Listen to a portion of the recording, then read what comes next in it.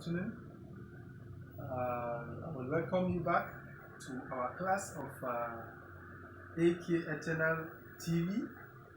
Our aims and objectives are directed towards providing essential knowledge of what we know related to the field of dentistry, particularly the preventive aspect. For today's class, we are going to be discussing on how to carry out a successful deep curettage, or you can say deep cleaning. In some other terms, you can also refer it to as root planning. When we say deep cleaning, deep curettage, root planning, it is a form of non-surgical periodontal surgery or non-surgical periodontal therapy or treatment that is aimed as treating some forms of periodontal problems that can lead to the loss of a tooth. What is the reason behind deep cleaning or deep curettage?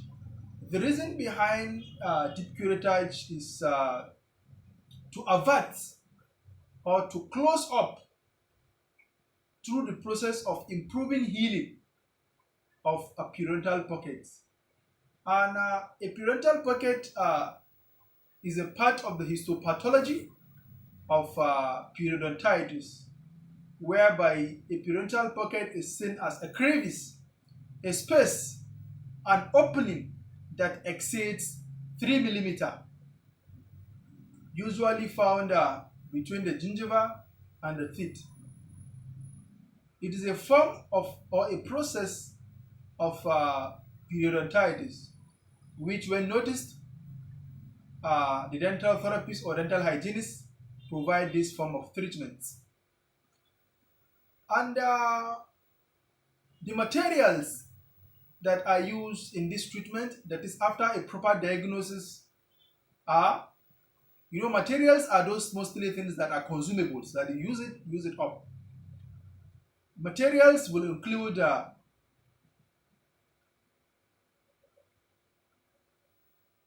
your materials are going to include you get a cup of water, usually inside a disposable cup.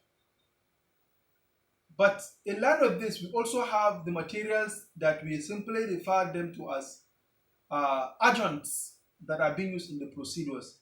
These adjuncts are possibly chemicals or some drugs that are being used as adjunct solutions in the periodontal therapy.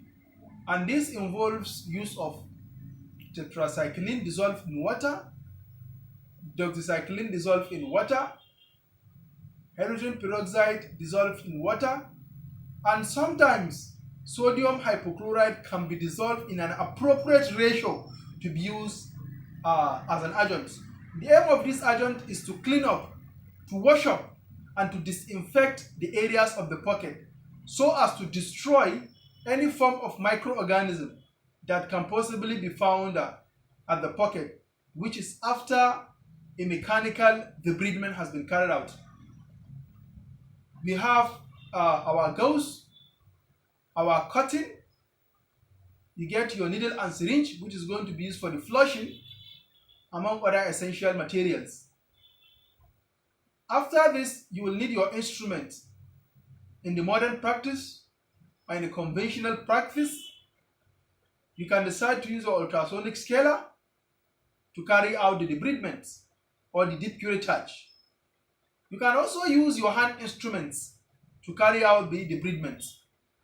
The hand instrument expected to be used are curettes, which in this curettes we have different forms of curettes. But among the non